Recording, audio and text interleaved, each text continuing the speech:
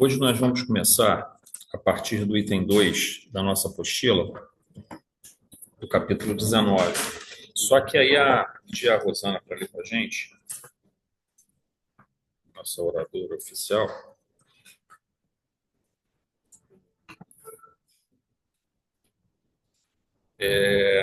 A senhora desencarnada.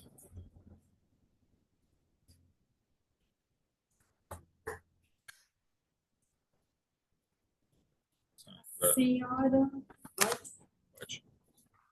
a senhora desencarnada apoiava-se mais fortemente em Ernesto, buscando escora para suportar conteúdos semelhantes e reverências. Vera, dando a ideia de quem não desejava descambar para o desrespeito, desviou o rumo da conversa perguntando: Caio, não poderemos, por nossa vez, sonhar com uma casa enriquecida de filhos? Ele lançou-lhe rápido, mas expressivo olhar, furtado ao volante, e contestou: Depende. Depende de quê? Quanto a casar, sei que nos casaremos. Mas pense, Vera, negócio de criar filhos não é brincadeira. A saúde de sua mãe não me encoraja. Aquelas manias, aquelas crises. Ou se fora sacudido pelos pensamentos do sogro desencarnado, a se lhe projetarem na mente, partindo da retaguarda, Serpa contrapôs: Que me diz de seu pai?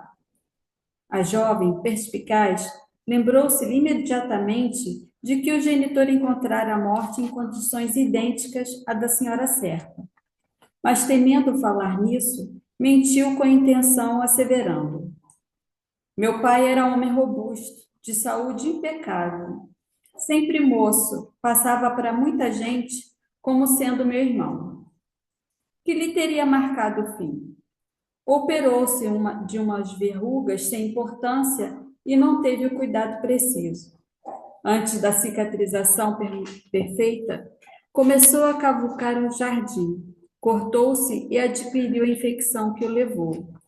Tétano? Isso mesmo. Psiquicamente, como era ele? Um homem muito inteligente e às vezes folgazão, qual você mesmo, embora tomasse a vida muito a sério. Compreendo que ele terá tido por você uma afeição toda especial, filha única. Engana-se. Meu pai de certo que me estimava, mas era corretor de muitas atividades, ocupadíssimo, quase sem tempo para casa. A não ser a criatura providencial do ponto de vista econômico, que se esmerava para que o dinheiro não nos faltasse. Como pai, não me lembro de algum dia em que se sentasse ao meu lado para ouvir-me ou aconselhar-me em assuntos do coração. E nos meus casos de menina, bem que necessitei, mas não dispunha de uma hora ou outra para isso? Pelo menos era o que dizia. Nunca podia contar-lhe nem mesmo os meus problemas de colégio. Fantine escutava, acusando-se humilhado, abatido, a confessar para si próprio que daria quanto lhe fosse possível, a fim de voltar atrás, de modo a ser para a filha o pai afetuoso e vigilante que não buscara ser. O diálogo, porém, prosseguia.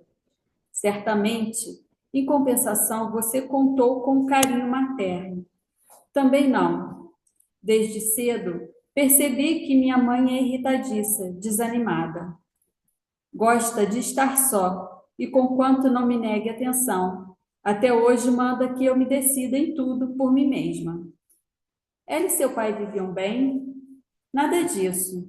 Minha mãe, aos meus olhos, sempre pareceu tolerar meu pai sem amá-lo, embora se esforçasse diante dele para mostrar o contrário. O infeliz chegava a perceber? Tornou Caio galhofando. Acredito que não. Duvido. Assim que meu pai morreu. Não, explica. Como explica você a perturbação da velha depois que ele se foi? Não será isso a dor de perdê-lo? Duvido. Assim que meu pai morreu, ela foi tomada de terrível transformação, como se o odiasse às ocultas. Queimou-lhe os objetos de estima, quebrou-lhe o relógio de bolso, rasgou-lhe os retratos. Imagine, nem orações quis por ele. E foi piorando, piorando. Agora é como sabemos: recusa o tratamento, isola-se, fala sozinha, ri, chora, lamenta-se e ameaça o silêncio e a sombra, julgando ver e ouvir os mortos. Estranha situação. Muito bem. Lembrando aqui, né, que tem um bichinho voando, que a Vera, essa moça, ela é filha do Fantini. Aí tinha um caso com o Caio, que era esposo da Evelina, que é amiga do Fantini no plano espiritual, os dois desencarnaram. Então, é uma situação bem assim complicada, né? E ele toma um choque, né, quando vê que a filha estava. Ela tinha sido. Ele acompanhou toda a situação da Evelina, sabia daquela situação, né, da traição do Caio Serpa, mas ele nunca ia imaginar que era filha dele. Só que ele tinha uma visão. Vocês observam, né, como é essa questão que a gente fala muito, né, a gente está sempre batendo nessa tecla, da visão fragmentária, né? Nós achamos que a falta de autoconhecimento e a falta de digamos assim, um filtro mental menos rígido para olhar o mundo, olhar as coisas, leva a essas situações. A filha dele, ele simplesmente não dava nenhuma atenção a ela, apesar de dar as condições, dava um certo carinho, mas não estava junto com ela. E achava que ele era um bom pai, e ela não achava que ele era um bom pai. Então você observa essas questões que envolvem a incapacidade nossa de, às vezes, se conectar e perceber adequadamente o que está acontecendo à nossa volta. Mas isso é natural de nós, porque a nossa visão é muito imperfeita. A gente comentou foi na sexta, né, que a gente fez a palestra, a gente falou de visão incorreta e entendimento incorreto. A visão incorreta é isso, é quando você não consegue, você tem uma visão muito restrita da vida. Não vou dizer nem só os vícios, digamos assim, no sentido de não ser grato, no sentido de ser muito egoísta, no sentido de ter muito medo. Não é só essa questão. É a capacidade de não tentar se conectar com as pessoas. Isso também gera uma visão incorreta, porque você vai montar uma visão do mundo dentro da sua cabeça. É claro que ninguém vai conseguir perceber o outro na sua plenitude. Claro que não. Mas espera-se que a pessoa que tem um alto nível de inteligência emocional e conectividade social, ela consiga perceber isso com mais cuidado, né? Essa é uma habilidade, é uma das inteligências que a gente tem que desenvolver, né? Às vezes a gente tem uma inteligência racional muito desenvolvida, que era o caso dele, né? Uma parte cognitiva muito desenvolvida, um indivíduo muito safo em muita coisa, mas, no entanto, ele não conseguia perceber o que estava acontecendo ao lado dele, né? Próximo a ele. Muito bem, 2.1. Observamos no relato de Vera algo que nos deve fazer pensar. Um olhar menos cuidadoso nos faria imaginar tratar simplesmente de uma mulher leviana, que provavelmente foi a impressão, de uma certa forma, que nós tivemos no primeiro momento, quando nós lemos lá no início, quando a Evelina falou do caso do Caio Serra. Aí é que eu falo, né, cara? A gente sempre sai com um julgamento, mas quando você começa a desentranhar as coisas, começam a aparecer outros elementos. E por isso que a psicoterapia do Sermão da Montanha, a psicoterapia do Evangelho, tem essa característica, por exemplo, quando Jesus aconselha, não julgueis para não ser julgados, né? Isso tudo tem uma razão de ser. É para a gente poder tentar melhorar essa visão nossa, né, do que a gente tem. Então, o primeiro impacto que a gente tem é sempre de uma mulher leviana, mas não é bem assim. Ela traz problemas sérios e pouca orientação na vida dela, né? Mas ela ama Caio Serpa e com relação ao relacionamento entre ele e Evelina, quando ainda encarnada, recebia os relatos dele quanto à situação do casamento. Não queremos, obviamente, justificar atitudes que são erradas, mas apenas procurar compreender a razão do porquê determinadas pessoas agem de maneira equivocada e acabam por magoar outras pessoas e também prejudicarem a si mesmo. A nossa abordagem, especialmente na casa espírita, quando a gente está lidando com muitos problemas que chegam até nós, é o máximo de compreensão, o mínimo de julgamento. mesmo que a pessoa esteja fazendo as maiores burradas, tentar ser o máximo compreensivo, o mínimo de julgamento. O julgamento é assim, é uma análise, na verdade, o que seria o julgamento correto é aquele que é uma análise da pessoa para você poder estabelecer um diagnóstico correto e ver o que que pode ser feito em termos de aconselhamento, de leitura, se vai aplicar passe, se vai ser uma desobsessão, o que vai ser feito? O que que pode ser realizado em termos de tratamento?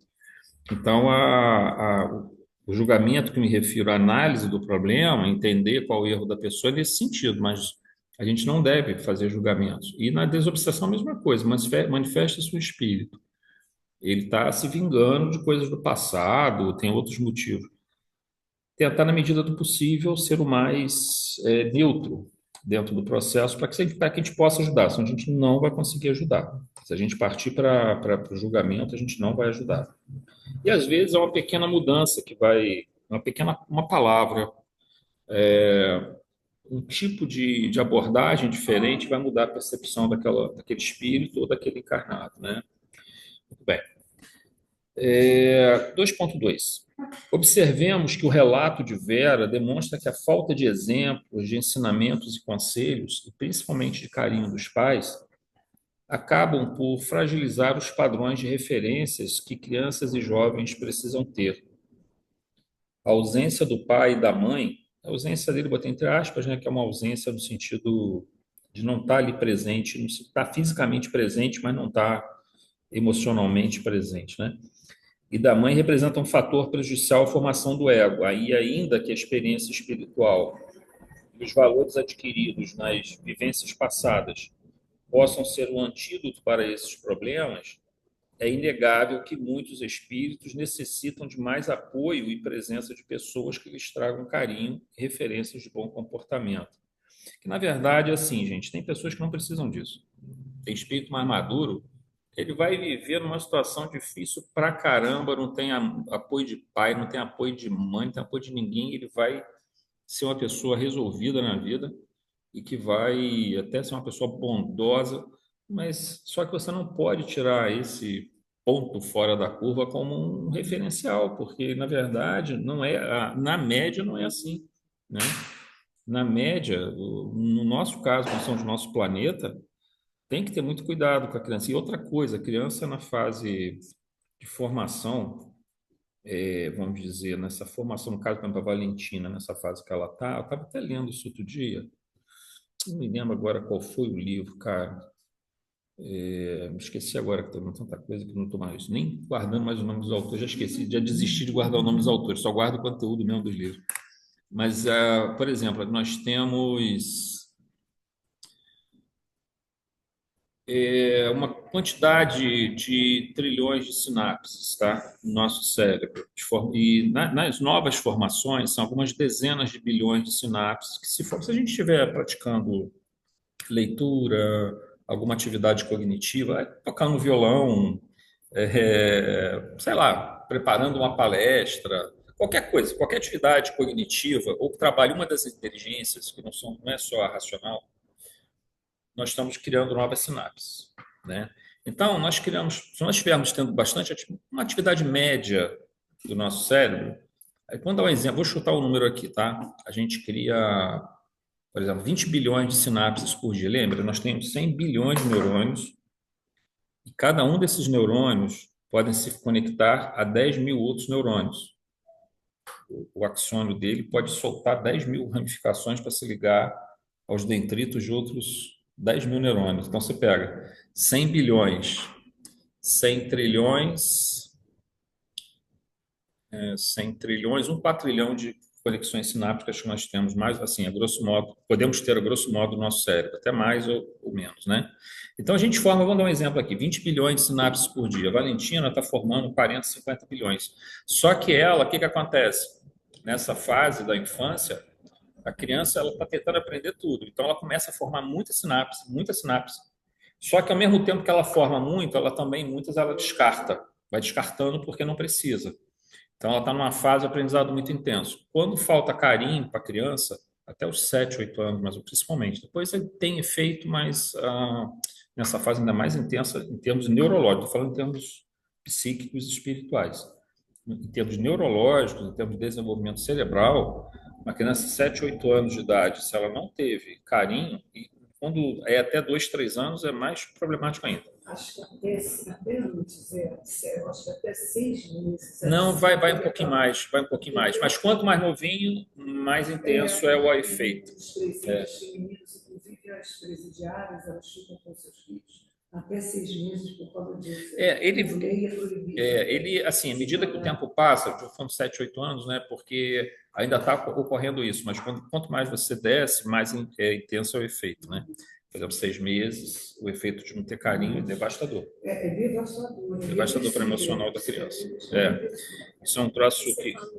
Da pessoa fora da curva, eu conheci um senhor que ele foi órfão, de pai e mãe, foi criado no orfanato, saiu do orfanato com 16 anos.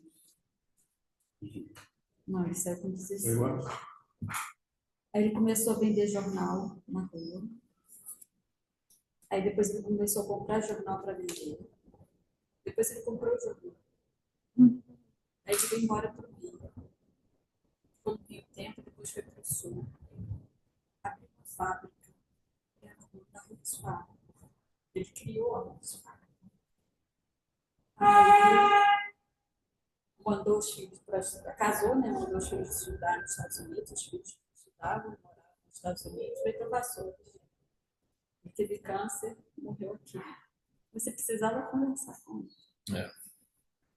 Não, tem espíritos que trazem uma bagagem que, assim, a infância vai interferir, mas não interfere menos. Tem outros que já interferem muito. Aí precisa desse suporte. Na dúvida, como a gente não sabe, tem que ter todo o suporte. A maioria precisa, não tem jeito.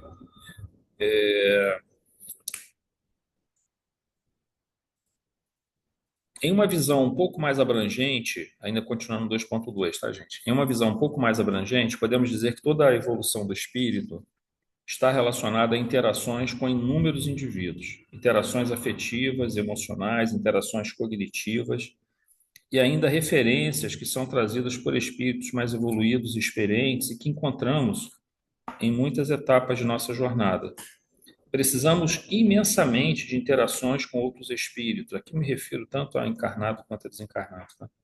Para o crescimento e desenvolvimento de nosso self. Ninguém evolui sozinho. Não há como haver essa evolução sozinho. E quanto mais conexões nós estabelecemos dentro desse processo, mais a gente se desenvolve. E aí, quando eu falo de conexões, são as conexões assim agradáveis, óbvio, né? Mas também são as conexões desagradáveis, porque elas também são a fonte de aprendizado extraordinário. Porque você tem que se adequar para não, por exemplo, aí no ambiente de trabalho lá é meio complicado, meio confuso, né? Porque tem umas questões, assim, ainda mais agora nessa situação que nós estamos vivendo aqui no Brasil, mas a gente encontra muita. Você tem que se adequar para poder conviver, entendeu? E essa adequação para poder conviver não é que você está abrindo mão de quem você é, mas você tenta desviar o assunto, manter a coisa num padrão assim aceitável, para que se possa criar um relacionamento mínimo. Porque essas pessoas também, mesmo que a gente não concorde, que a gente não se sinta harmonizado com elas vão ter coisas boas também, se você conseguir dar chance para que isso aconteça, né? Tem umas que são muito fechadas, não vão ter. Outras vão ter. Vai emergir ali um ser que é muito rico, né? E nós precisamos desses relacionamentos.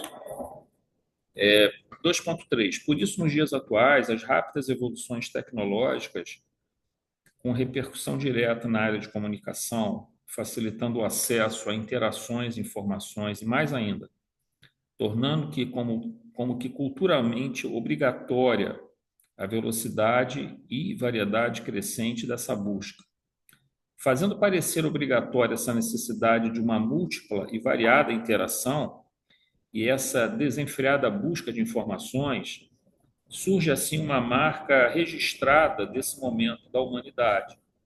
Ocorre que, se por um lado As muitas interações entre os espíritos encarnados e desencarnados são bem-vindas. Por outro, existe a necessidade de um tempo de maturação e de um grau mínimo de qualidade da informação compartilhada para que a criatura possa produzir conhecimento e não apenas um amontoado de informações ou se colocar a seguir padrões de comportamentos não pensados, que não são resultado de um conhecimento e vivência ponderado. É interessante que a gente vive um momento muito especial. A gente fala assim, mundo de transição planetária, beleza. E ele é desafiador sob vários aspectos, mas é maravilhoso sob outros. Porque eu acho que estar no Brasil, a gente tendo a oportunidade do evangelho, nem todos. Imagina se a gente nascesse na Noruega, como é que eu tinha estudado doutrina espírita, estudar evangelho, entendeu? E no frio, todo mundo dentro de casa fechado lá, você não tem conexão com os outros direito. Então, assim, o inverno, né, cara, é complicado pra caramba nessas regiões, né? E nós vivemos num país onde a gente consegue um alto nível de conectividade, onde a gente tem esse acesso ao espiritismo, temos acesso ao evangelho, e ao mesmo tempo também temos acesso a uma variedade imensa, a variedade social, que nem sempre, nem é a variedade que eu me refiro assim, no sentido de muita variabilidade socioeconômica, produzindo vários estratos, né? Eles são desafiadores sob muitos aspectos. Você vai viver num país que você não tem ninguém passando fome, ninguém passando dificuldade, talvez você não se preocupe tanto com os outros, mas quando você vive num país onde as pessoas, sem uma cesta básica, talvez ela não consiga, mal vai conseguir sobreviver, isso é desafiador sob vários aspectos e também faz com que a gente não fique parado. A gente não pode ficar parado, não tem como, né? Então, a gente tem que se movimentar, e principalmente quando a gente tem noção, a não ser que ele se alienasse, não quisesse ter contato com o evangelho, com a doutrina. Então, esse momento é maravilhoso para nós. Não tem um momento mais rico e um local mais rico que nós pudéssemos desenvolver a nossa espiritualidade do que o agora. Só que tem um detalhe, e isso aí já envolve o mundo todo. A gente tem uma velocidade muito grande de informação, o desenvolvimento tecnológico, isso foi muito, muito rápido. Ele produz uma quantidade de informações que são divulgadas muito, muito rápidas, e a gente observa que não há tempo de maturação para absorver essas informações e para estabilizar essas relações que são produzidas nisso aqui, né? Então, quer dizer, você tem um fluxo de informação absurda e você não tem... Porque, vejam, informação não é conhecimento. São duas coisas diferentes. A informação são partículas do conhecimento. Você precisa juntar essas partículas todas e construir uma coisa, tem que fazer uma coisa estruturada que faça sentido, que tenha conexão com os paradigmas vigentes ou com seus próprios paradigmas, a sua cosmovisão. Conhecimento, a informação, ela tem que estar estruturada. Se você pegar esse livro aqui, por exemplo, a gente vai pegar a informação estruturada. Pode concordar, pode não concordar com ele. Mas um livro, não só espírita, vários livros, você pega um livro de história, pega um livro de física, você pega uma informação que está estruturada, mas o que corre aqui em diálogos, conversas, e vídeos e prints que são passados, não é, não é informação estruturada, é informação solta. Então não vira conhecimento, você tem que transformar em conhecimento. E aí a gente observa que as pessoas começam a correr desesperadamente atrás de conhecimentos, novas informações, informações, e não constrói conhecimento. Só com informação você não constrói. Você tem que parar, você tem que ponderar. E da mesma forma, as conexões que vão se estabelecendo precisam de um tempo, precisam de uma maturação para que elas realmente produzam frutos. Você tem amizade, você tem pessoas que você vai confiar, você tem pessoas que você quer ajudar, mas se você for rápido demais nesse processo, nós não vamos conseguir fazer nenhuma coisa nem outra, não vamos nem construir conhecimento e nem vamos construir relações mais, digamos assim, sólidas dentro desse...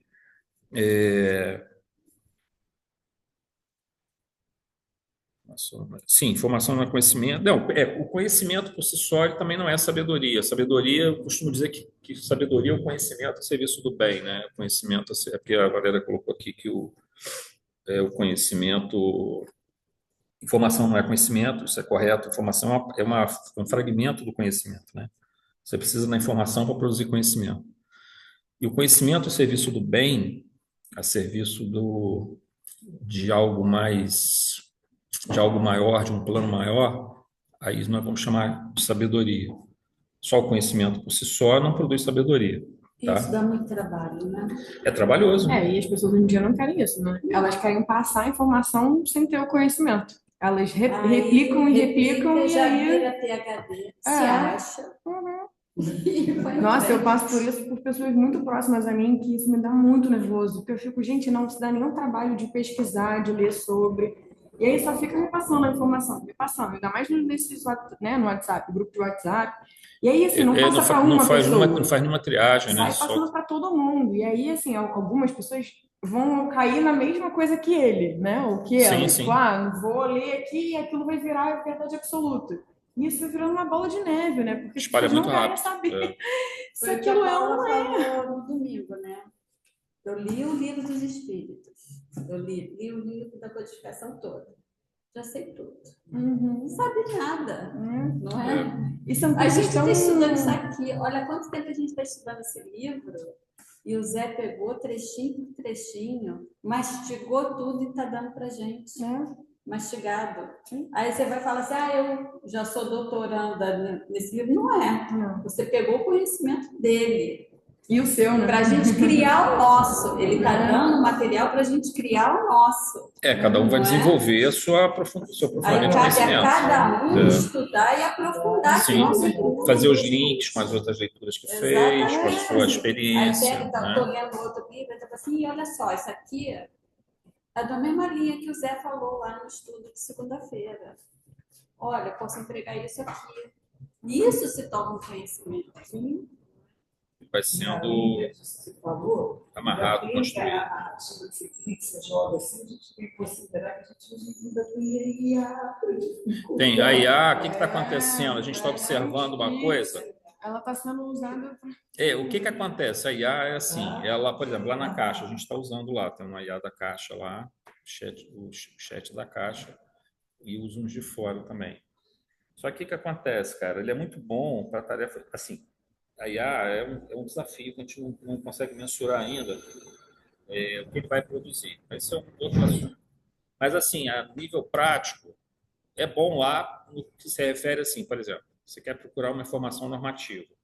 Cara, a Caixa tem, para vocês terem uma ideia, assim, tipo, 1.000 normativos dessa grossura aqui. 1.000 normativos. Cara, muita coisa você vai pela tua intuição, pela bagagem que você tem, você vai buscando informação. Mas você perde muito tempo. Apanhar, você joga lá e ela vai mais rápido.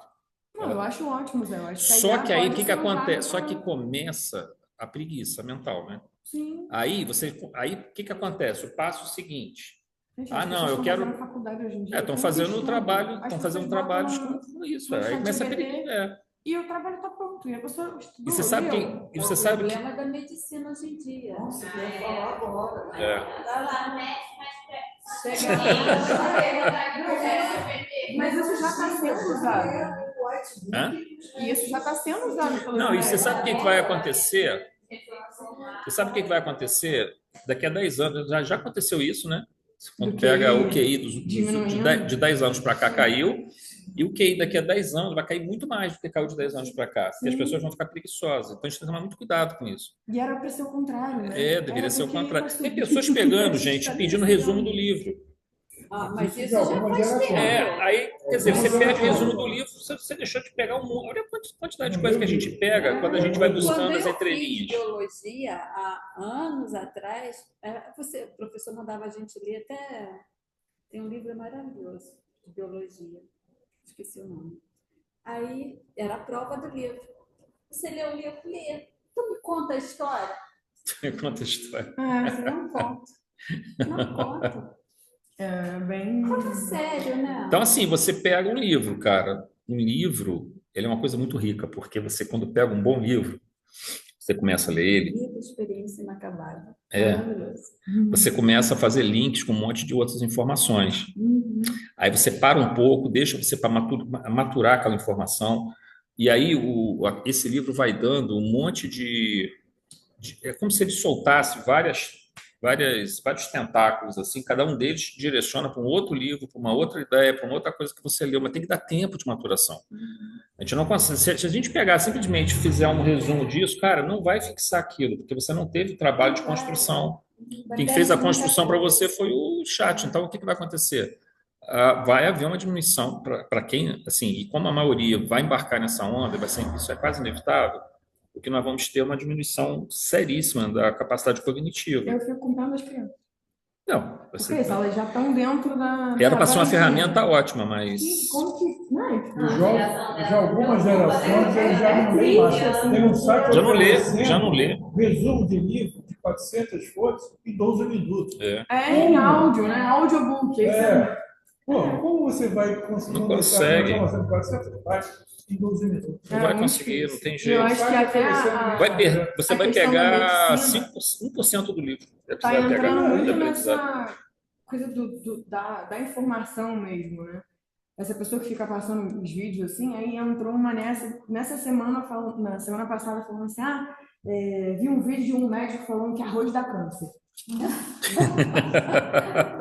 Aí, juro, aí eu fiquei olhando para a pessoa assim, de onde você tirou essa informação? Um médico, bam, na internet, botou um vídeo falando que arroz dá câncer. Eu falei, então para de comer arroz. Não, mas aí eu falei, mas você não tá falando que arroz dá câncer? O bam, fala. Aí, só que eu falei assim, gente, aí vem um outro bam, e fala, o arroz é maravilhoso.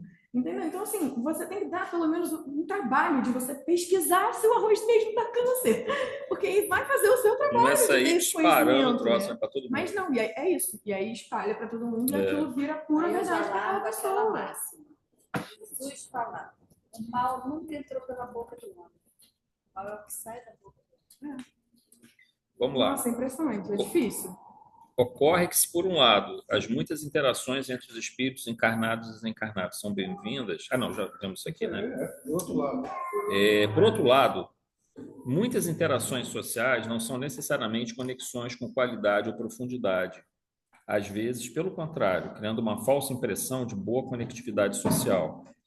Muita interação e muita informação destituída de qualidade podem gerar o problema de um ego que fica mais desorientado.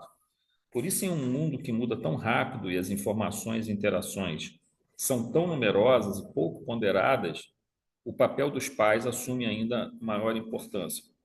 É porque você tem muita informação, e aí entra essa questão que a Carol colocou, você tem muita interação e a pessoa acha que quanto mais interações ela tem, mais bem conhecida ela é aquela questão do exibicionismo, de você sentir que as pessoas estão curtindo você, não sei o quê, tudo. Quanto mais pessoas curtem os seus vídeos, mais seguidores. Isso não tem, é raso, não tem qualidade, não tem... Assim, é claro que a gente tem que ter quanto mais conexões a gente fizer, melhor. Só que essas conexões, elas têm que ter qualidade. Existe um estudo que mostra que, por exemplo, você consegue construir uma sociedade sem leis, sem normas, com até 100 pessoas, 150 pessoas no máximo. Tipo assim, imagina uma tribo, imagina um grupo vivendo. Você consegue conhecer o nome das pessoas, se lembrar do nome das pessoas, você consegue saber o que elas fazem, consegue saber se a pessoa é mentirosa, se a pessoa é fofoqueira, porque isso tudo faz parte do estabelecimento de uma estrutura social. Se você passa desse número, você não consegue mais conviver se você não tiver leis, normas. Por isso que as tribos, assim, por exemplo, mesmo uma tribo de índios, você não vai achar muito mais do que 100, porque é o máximo que ele chega em capacidade de se conectar sem que haja uma estrutura hierárquica estabelecida. Isso mais ou menos diz para a gente que nós temos um certo limite de nossa capacidade, salvo algumas exceções, né, claro. Mas se você tem milhares de pessoas que você cara, você não vai conseguir ter qualidade nelas, cara. Você consegue ter qualidade e conexões aqui pelo WhatsApp, pelo Instagram, o que for, mas 100 pessoas você talvez consiga, mas 100 pessoas no máximo, cara. Você manter contatos regulares. Dizer que você tem 1.000 seguidores e você tem retorno desses 1.000 seguidores, você não conhece nem o que a pessoa é, você não sabe o que ela está passando. Erro, né?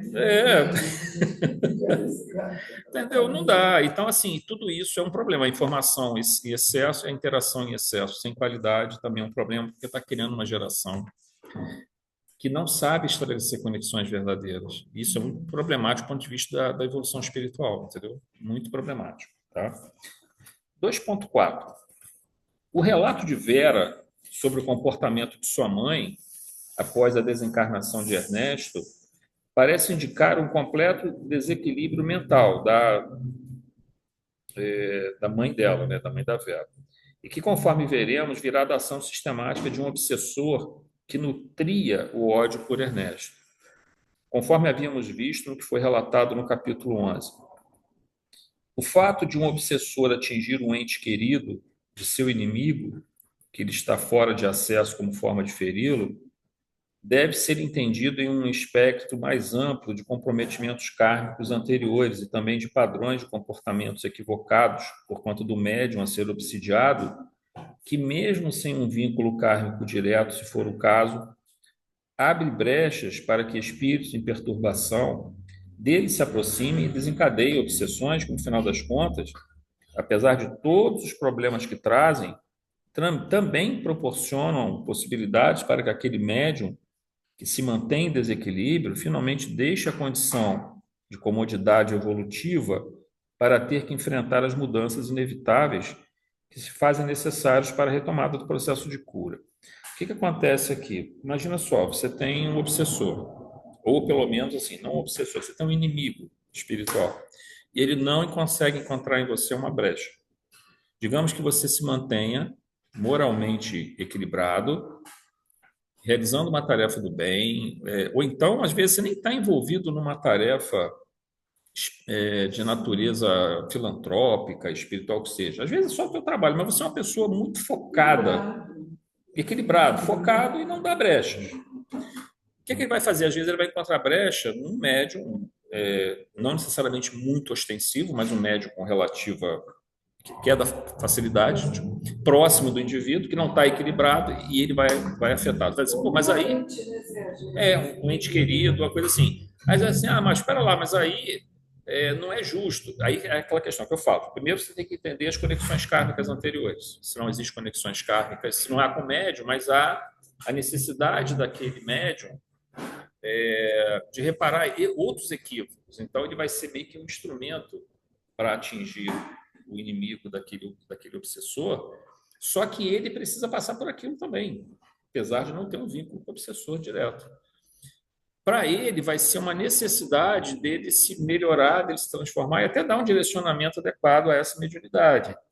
Porque a mediunidade não é um potencial, ela é um dom, é uma coisa que é como a inteligência, como uma habilidade que você tenha. Digamos assim, você tem uma habilidade para escrever. Você escreve bem, você, por exemplo, tem uma capacidade de escrever um texto que emociona, que conta uma história, digamos, pode ser uma ficção, né? E que é capaz de emocionar as pessoas, é capaz de passar uma mensagem. Mas você pega e direciona essa sua capacidade para escrever uma coisa que vai derrubar as pessoas, você vai falar só de coisas ruins, você vai falar só de pessimismo. Então, você tem um dom de comunicação que você está usando para o mal. Ou então você tem um dom de comunicação na internet que você está usando só para espalhar mentira, ou para falar mal dos outros. Ou então você tem o dom da inteligência, usa para o mal. Eu descobri. Mediunidade é a mesma coisa.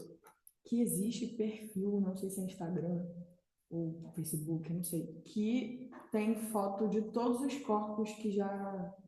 Sei lá, Marília Mendonça. Você entra lá e tem as fotos da Marília Mendonça. Aí, E aí, assim, muito doentio, né, cara? Trabalho, isso. Todas elas seguem isso, assistem, e aí tem lá a foto dessa chacina no Rio. Elas ficaram compartilhando foto. E aí, Carol, você quer ver? Eu falei, gente, não chega nem perto de mim. Por favor, eu não quero, não me manda sem querer, porque eu vou ficar muito chateada. Eu sei que vai ser sem querer, mas assim, eu não faço a menor questão de ver isso. Eu acho que vocês também não deveriam fazer isso. Mas assim, vai de cada um. A gente ainda está conectado com um instinto muito primitivo. E aí eu perguntei, né? Eu falei, mas de onde vem essas fotos? Não, tem um perfil que tem todas essas fotos. E aí você entra lá, ela falou o nome do perfil, e eu falei, gente... isso é doentio. E É aí, doentio, é doentio. é isso. Aí mostrou agora esse acidente, né, da estrada. Elas já tinham foto da pessoa do acidente. E aí uma assim, ei, morreu? E aí a outra assim, morreu. Ai, deixa eu ver, eu quero ver a foto. Eu fico, gente, o que é isso? Mas, cara, você vê esse negócio dessa série. Sabe, eu saio de perto, assim, isso me assassinos, faz muito mal. Tremembé, não sei o quê. Então, isso é uma glamorização do crime, é uma coisa absurda. É, Então, já é. existe um incentivo das próprias TVs, Sim. dos próprios canais de Eu de falo muito mídia, isso, eu não gosto de dos assistir jornal, oficiais, porque só passa coisa ruim. Você já começa o seu dia com energia negativa. Dessa, né? De assassinatos e tal, eu acho que você está fazendo Isso é algo meio. ir para sua vida. Você tá Muito ruim. jogando lixo, né, para dentro de você. E aí a Lixo sensação tóxico, que eu tenho né? é que eu tô dentro daquilo e aquela energia tá ali junto comigo. Mas Aí tem o dia que que eu saio acontece? esgotada Olha e só. eu fico, gente, eu tô esgotada. Equilibrar. Nossa, é muito ruim. Deve você conseguir chegar. Eu estou lendo esse livro aqui, olha só. É muito interessante. São é transição planetária, aquela série do Dival. Não sei se são 4 ou 6. Eu não sei. São 4. Esse é o segundo.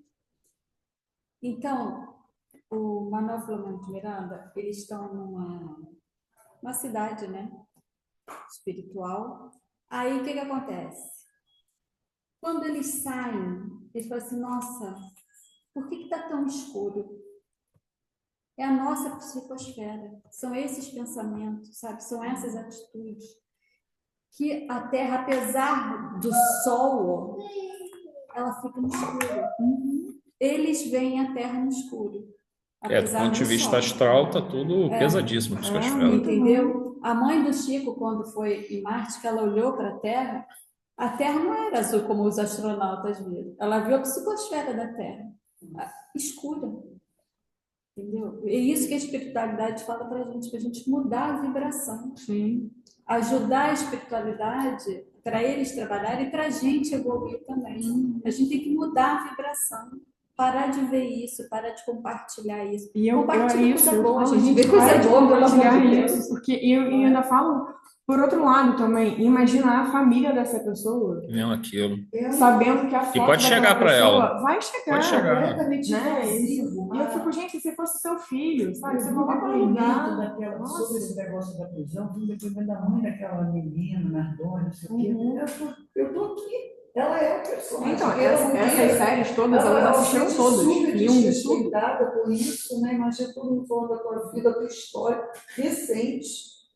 Assim, um casal. Agora, nacional. no trabalho mesmo, cara, dá esses acidentes, a pessoa já está com as.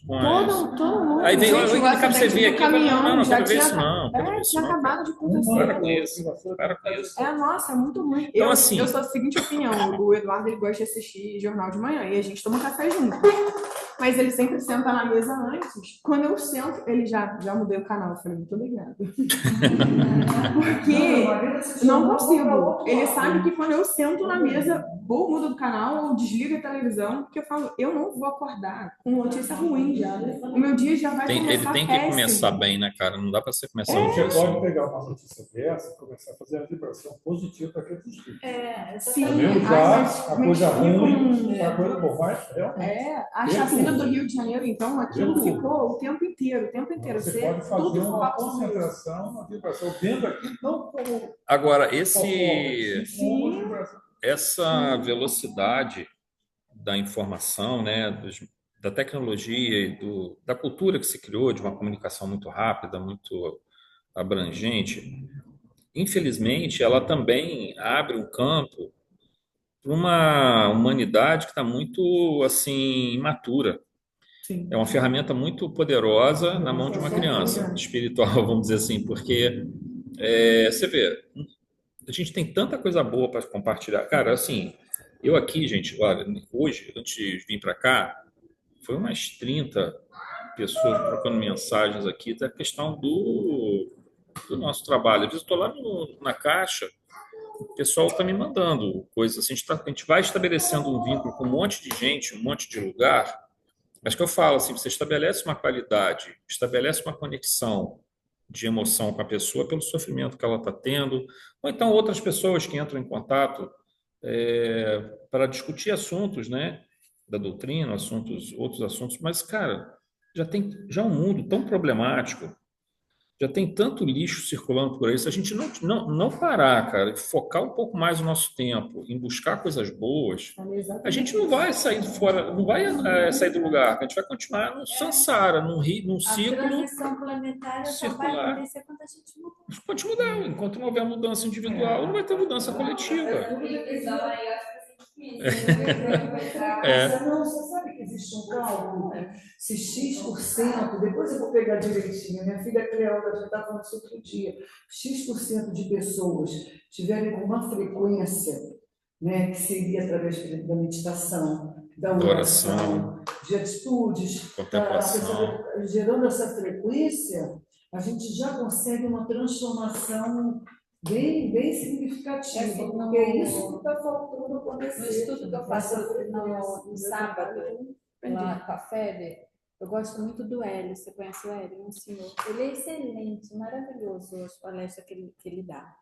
E ele falou assim: nós já temos aqui pessoas que estão vivendo já no mundo regenerado, porque ela já mudou a vibração dela, entendeu? Agora, a transformação vai acontecer com a gente, apesar da gente, né? Vai acontecer de qualquer jeito, mas acontece que tem que ter uma massa crítica e uma vai quantidade mínima de vai pessoas. demorar quanto tempo? Vai demorar quanto tempo? Se você tiver uma quantidade, a gente não sabe quanto é, mas você vai precisar de uma quantidade mínima de pessoas que tenham essa mudança para começarem a mudar tanto o plano astral quanto os relacionamentos que se estabelecem. Então, e uma coisa que me deixa muito assim, digamos, otimista em relação a esse processo é que quando a gente olha historicamente indivíduos que foram capazes de gerar um grande exemplo, eles arrastaram milhões de pessoas, entendeu? Com seus exemplos. Indivíduos que divulgaram mal também arrastaram, mas por pouco tempo. Isso se dissolve, se perde, entendeu? Não tem força. O bem que se produz. Você pega o Francisco de Assis, por exemplo. Você vai ver a história dele, vai ver o que ele fez. Até hoje os indivíduos veneram ele. Você vai pegar um Gengis Khan. Quem que venera Gengis Khan? Quem que está preocupado com Gengis Khan? Assim, você estuda, você vê. Eu estudo porque eu gosto de história. Mas para mim não tem nada para me passar, nada para me representar. E eu pego figuras lá do cristianismo primitivo, pego figuras da Grécia, pego figuras da Índia. Você vai começar a ler aquilo ali, vai te emocionar, vai te modificar, vai te transformar. Então, são pessoas que ficam imperecíveis. Ela consegue plantar uma semente de carvalho, cara, que vai durar centenas de anos ali, sabe? Então, essa capacidade de arrastamento que uma gota de amor tem aqui na Terra deixa a gente muito assim otimista em relação a esse processo, porque a gente sabe que isso vai produzir, mas só isso também não é suficiente. Vão existir outros movimentos também da espiritualidade em migrações espirituais, né, e imigrações espirituais que estão acontecendo, para poder ver esse processo de mudança. Mas não resta dúvida que se nós começarmos a vibrar, orar, modificar o padrão vibratório, a gente alcança muitas pessoas nesse processo. Muitas pessoas são alcançadas. E quando a gente começa, por exemplo, aqui no centro, reunião de hoje, os espíritos que estão sendo ajudados pela espiritualidade aqui da casa, pelas vibrações, alguns se aproximam da mesa, recebem um choque anímico para ajudar nesse processo de facilitar para a espiritualidade a orientação que eles precisam receber. Cada espírito que deixa de ficar desorientado e se encaminha para uma colônia espiritual, para um posto de socorro para ser tratado, é menos um espírito trazendo perturbação e daqui a pouco será mais um espírito ajudando a divulgar o bem. Então, esse processo que a gente tem que fazer é nos melhorar e tentar compartilhar com os outros o máximo de bem que nos é ofertado pela doutrina. É uma responsabilidade nossa. Eu acho que a gente vai conseguir, mas só que, na verdade, vai ter muito trabalho da espiritualidade superior. Né? Só teve um grande conquistador que cantou bem, foi Ciro Gomes. O resto tudo foi déspota, assassino. Quem foi Ciro? Da peça. Filho da peça. Ele escravizava uma pessoa. E onde ele encontrava os escravos libertados? Os hebreus foram libertados por foi ele. Um grande conquistador que só cantou bem. Gente, então a gente vai fazer o encerramento por aqui. Deixa eu só pausar.